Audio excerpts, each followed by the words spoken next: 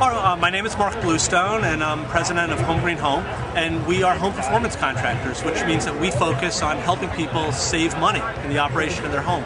We perform energy audits, so we're looking for places that your house leaks energy, and we're looking for ways to fix that very cost effectively.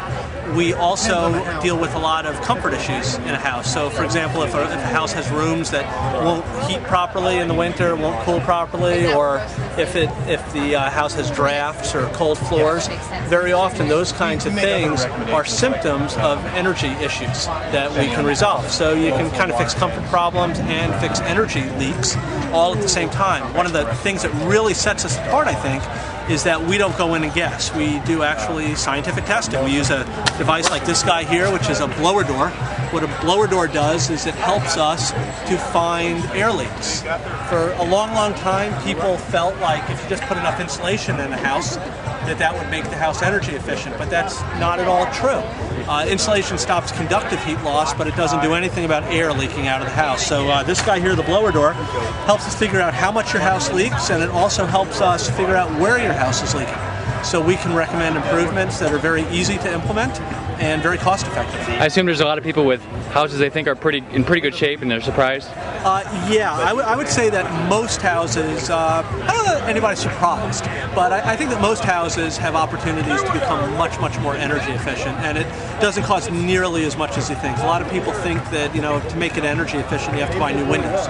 So that's 10, 12 grand, and, a lot of people aren't going to do that, especially these days. But the truth of the matter is that windows, while they may be on any top 10 list for making a house more energy efficient, they're not as high on the list as you think.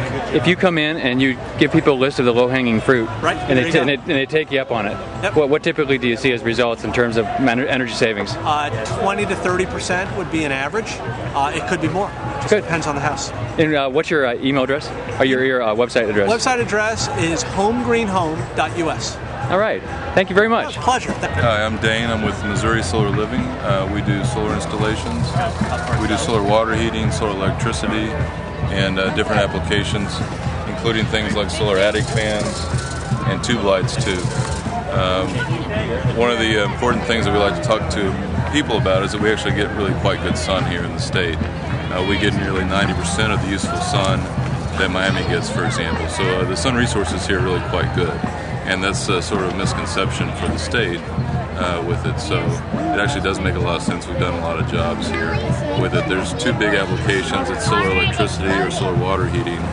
The solar water heating is actually quite a good application for residential in that it can eliminate 15% of your energy bill, or roughly 75% of the cost to heat your water, and that's one of the bigger usages of a home.